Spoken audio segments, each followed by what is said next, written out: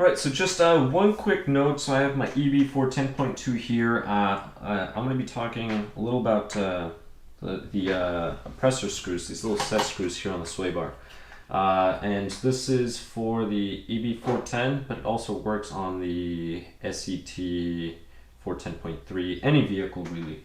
So you will notice with a lot of these kits is they will have these two oppressor screws right here. So these little set screws. These here do not drive them all the way into the sway bar. So if you drive them all the way into the sway bar, it'll stop the sway bar from moving freely. You actually want the sway bar to move freely up and down as the suspension compresses and decompresses. The purpose of these two are to just remove some of the play or slack that is in there between the sway bar, so that the sway bar isn't bouncing all over the place, and it gives you a more consistent ride. So for example, the stock sway bar on this EB410 is a 1.4. So on Tekno you can tell by those little lines, if you can see them. See, there's 4 small little lines, so that means 0.4. Assume everything's a 1, so it's a 1.4. If it's a long line, for example this one, it's a 5, so this is a 1.5. So the sway bar on this one has 1 long, 4 short, so it's a 0.9, so 1.9.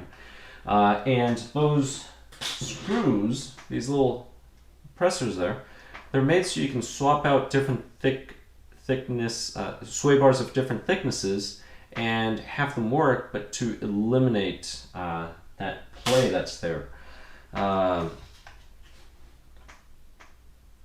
Because the thicker the sway bar, the more room it will take up, versus the thinner the sway bar, less room, so you have to take up that room somehow.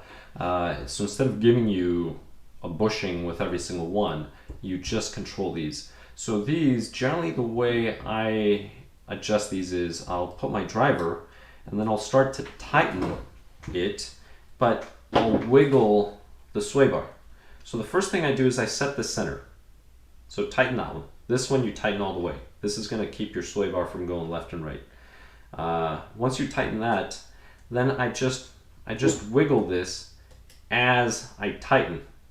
And then once I get to a point, so let's just say it's all the way out here, so it's there, I'll start to tighten. And then once it gets to a point where I can't really feel any play, then I'll back it out a little just to give it a little bit of freedom so that it can move freely.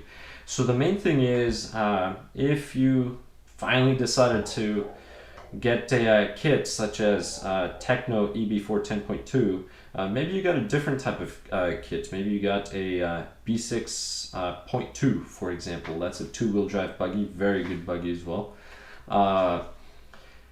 Make sure you do not over tighten those. For one reason, you can screw up the threads on the plastic, but the main reason is you want the sway bar to move freely up and down when the wheels are being compressed. That's the reason why. So that's a little tip for setting up the sway bars, and it's the same for the front and the rear. Other than that, if you want to share your experiences, please do so in the comments when it comes to setting up sway bars. You can also add some questions, but other than that, thank you very much for watching Telecomando RC.